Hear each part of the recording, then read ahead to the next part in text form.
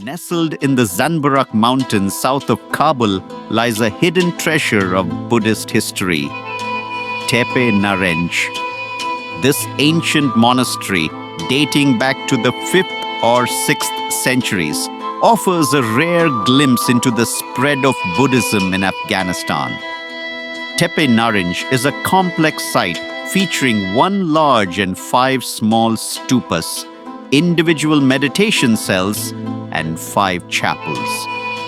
These chapels are adorned with miniature stupas, statues of Buddha, and standing bodhisattva figures. The iconography of these statues provides evidence of tantric Buddhist practices in the area, adding to the site's historical significance. For centuries, Tepe Narin lay forgotten, believed to have been destroyed by Muslim armies in the 9th century. It wasn't until after the conclusion of the war with the Soviets that this remarkable site was rediscovered, becoming the first post-conflict archaeological excavation in Afghanistan. The monastery's importance extends beyond its architectural beauty. It serves as valuable evidence for the expansion of Buddhism in the region. Moreover, Tepe Narin preserves several examples of a unique sculptural technique where clay is overlaid with fabric and then covered with stucco, providing insights into ancient artistic methods. However, this priceless historical site now faces grave danger.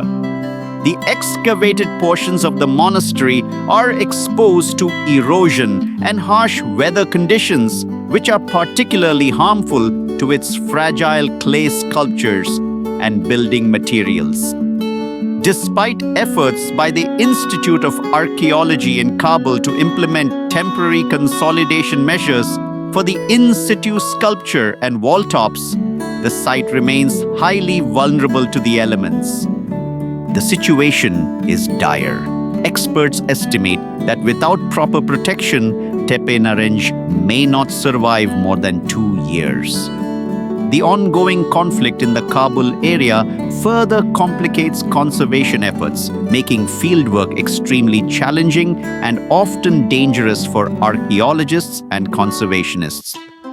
The inclusion of Tepe Narin in the 2008 World Monuments Watch List aims to draw global attention to this critical situation. It highlights the urgent need for preservation efforts and underscores the broader issue of cultural heritage loss as a consequence of armed conflict in Afghanistan. The race against time to save Tepe Narin serves as a poignant reminder of the fragility of our shared human history and the importance of its preservation for future generations. Rising from the barren landscape of Afghanistan, the Gazni Minettes stand as ancient sentinels before the snow-capped Hindu Kush mountains. These towering structures are among the last remaining testaments to the once mighty Ghaznavid Empire, which ruled vast territories from the Caspian Sea to the Ganges Delta during the 11th and 12th centuries. The minarets were commissioned by 2 Ghaznavid rulers, Masood III and Bahram Shah, between 1099 and 1157. Constructed of fired mud brick, these flanged towers are adorned with intricate terracotta decorations featuring sinuous designs and Quranic verses that speak to their Islamic heritage. Originally, these magnificent structures soared even higher than their current 20-meter height. Sadly, the upper portion of Masood III's tower was lost to an earthquake in 1902, a stark reminder of the fragility of these ancient monuments.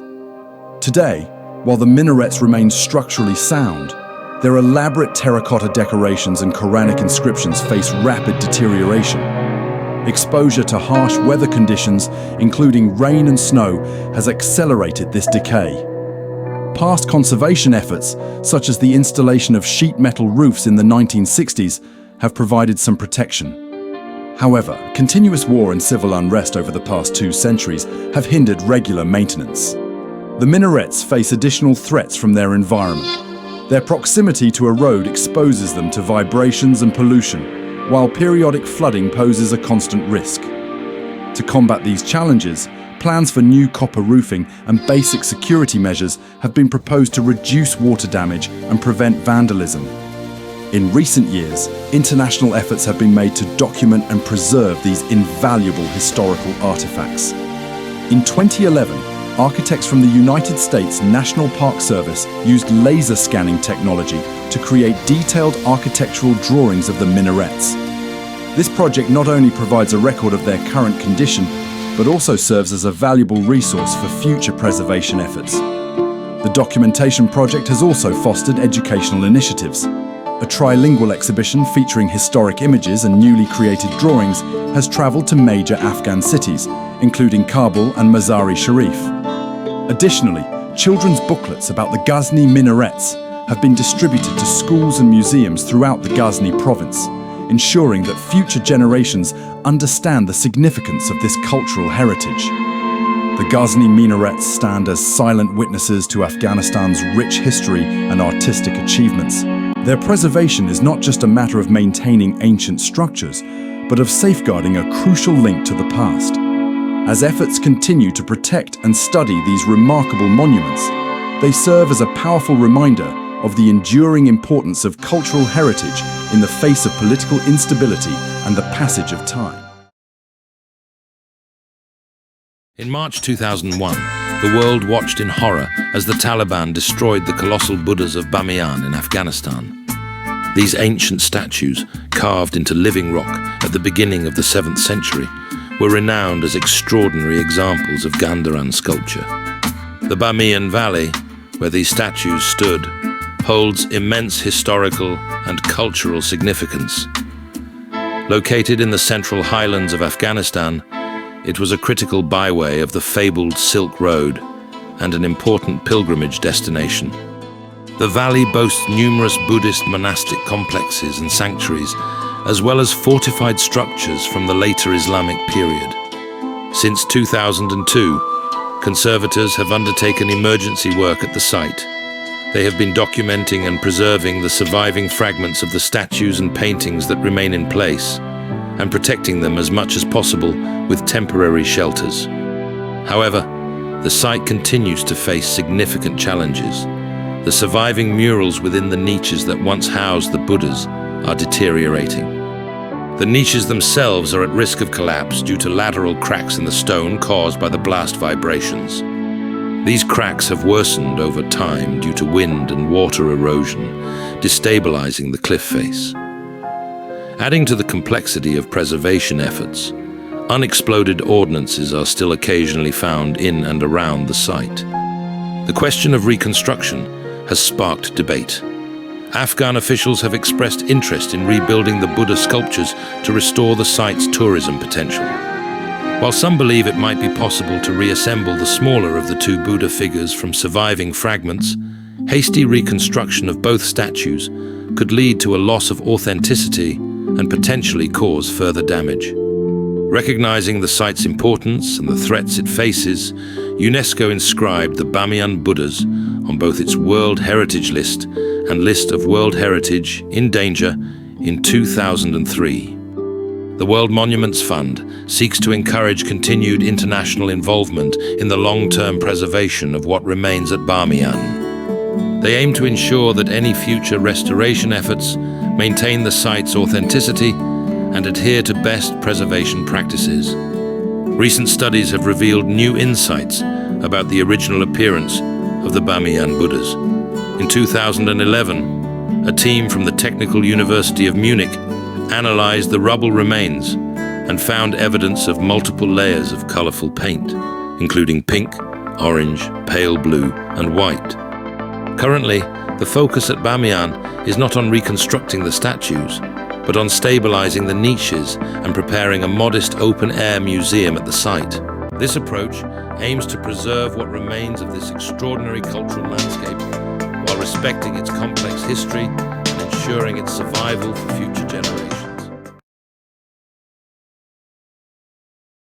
Haji Piyada Mosque, also known as Nogbad, stands as a testament to the early spread of Islam in Central Asia.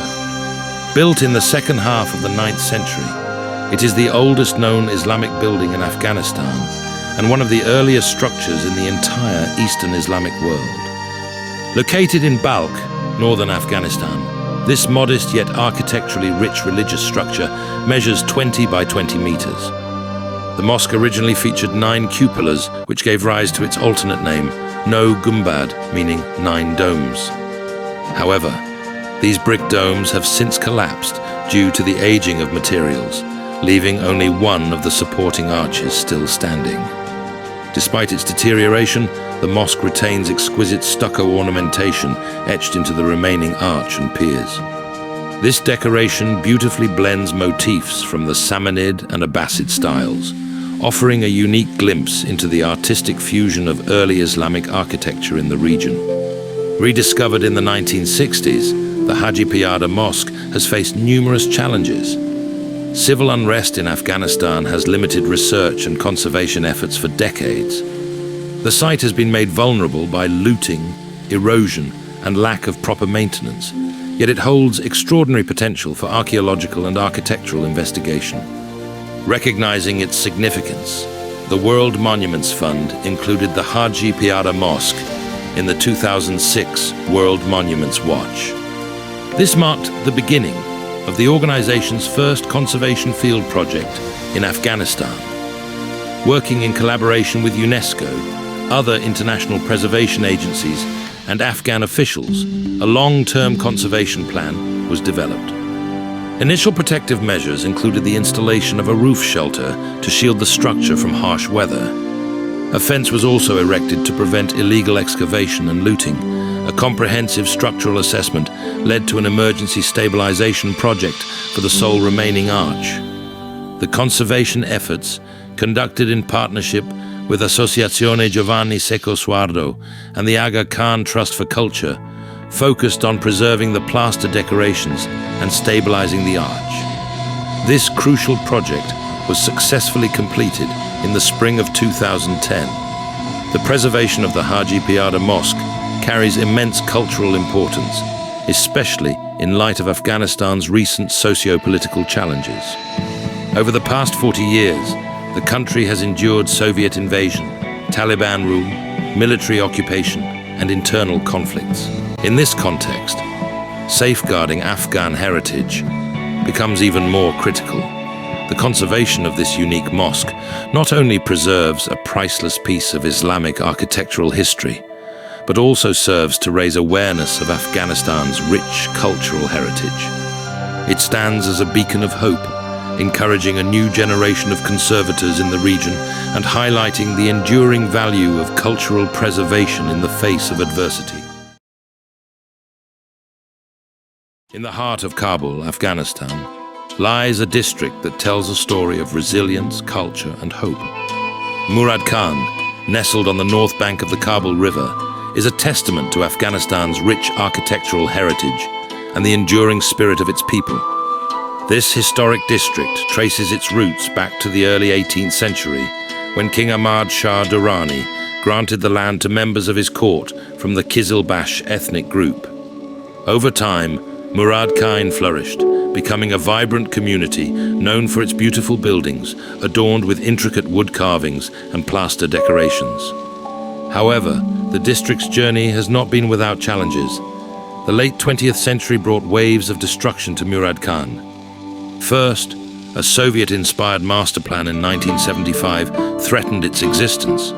Then, the civil war of the mid-1990s further damaged its historic structures.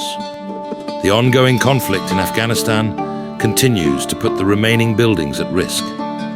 Despite these hardships, several important structures have survived. These include a famous shrine, a bathhouse, a market, and several courtyard houses, but their existence remains precarious. Harsh weather conditions and lack of basic maintenance pose constant threats to these architectural treasures. In recent years, a glimmer of hope has emerged for Murad Khan. President Hamid Karzai's personal interest in preserving one of the buildings sparked renewed attention to the district. This led to recognition from state and local government agencies of Murad Khan's cultural value and the need for its protection. However, the realities of a war-torn and poverty-stricken nation have meant that government action has been limited. In response, the neighborhood's inhabitants have taken matters into their own hands, reaching out to private organizations for assistance in preserving their unique community. The tide began to turn in 2006 when the Turquoise Mountain Foundation initiated a project to restore Murad Khan and revitalize Afghanistan's craft industry. This effort mobilized 9,000 members of the local community who worked tirelessly to remove 25,000 cubic meters of rubbish from the area. Their efforts uncovered preserved structures that had been hidden, revealing carved cedar columns, traditional sliding windows, and the remnants of once shaded courtyards. The foundation's work gained international recognition in 2013 when it received the UNESCO Award of Distinction for the restoration of Murad Khan's Great Sarai. This project has not only preserved the district's architectural heritage, but also provided economic opportunities for hundreds of Afghan artisans, connecting local craftsmanship with global markets. Today, Murad Khan stands as a symbol of Afghanistan's cultural resilience and the power of community-driven preservation. While challenges remain, the district's story is one of hope and determination.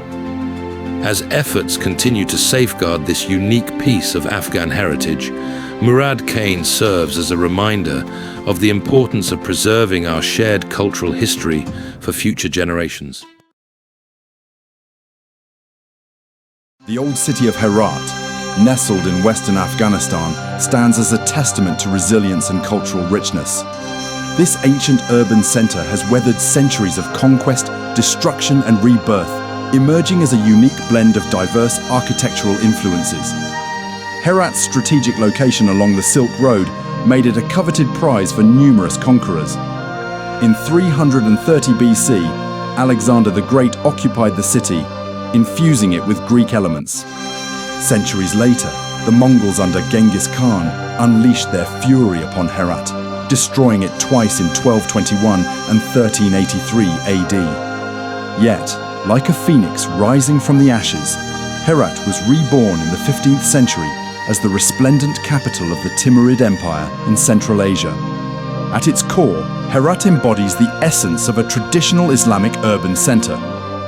The city's architectural marvels, such as the imposing Qala Ikhtiaruddin Citadel and the magnificent Friday Mosque, Masjid Jami, with its striking blue minarets, became inspirational models for public buildings across the Islamic world. These structures exemplify the harmonious fusion of various cultural influences that have shaped Herat over the millennia. Despite the ravages of time and conflict, much of Herat's historic fabric remained intact until 1978. However, recent decades have brought new challenges to this ancient city. Military conflicts, unchecked development, looting, and earthquakes have all taken their toll. The city's mud brick structures, including the famous citadel, are particularly vulnerable to erosion without regular maintenance. Recognizing the urgent need for preservation, international organizations have stepped in to safeguard Herat's rich heritage. In 1998, the old city of Herat was placed on the World Monuments Watch, drawing global attention to its plight. Although initial preservation efforts faced obstacles, a new wave of hope emerged with the involvement of the Aga Khan Trust for Culture. The Trust has spearheaded a comprehensive campaign to protect Herat's architectural treasures. Working in collaboration with government agencies, they have mapped historic buildings, developed conservation plans for several districts, and implemented pilot projects. Their goal is to expand these efforts, ensuring the long-term stability and preservation of the old city. As we reflect on Herat's long and tumultuous history, we are reminded of the enduring power of cultural heritage. The ongoing work to preserve this ancient city not only safeguards its physical structures, but also keeps alive the stories, traditions, and artistic legacy of countless generations. The old city of Herat stands as a living monument to human resilience and creativity, inviting us to appreciate and protect the rich tapestry of our shared global heritage.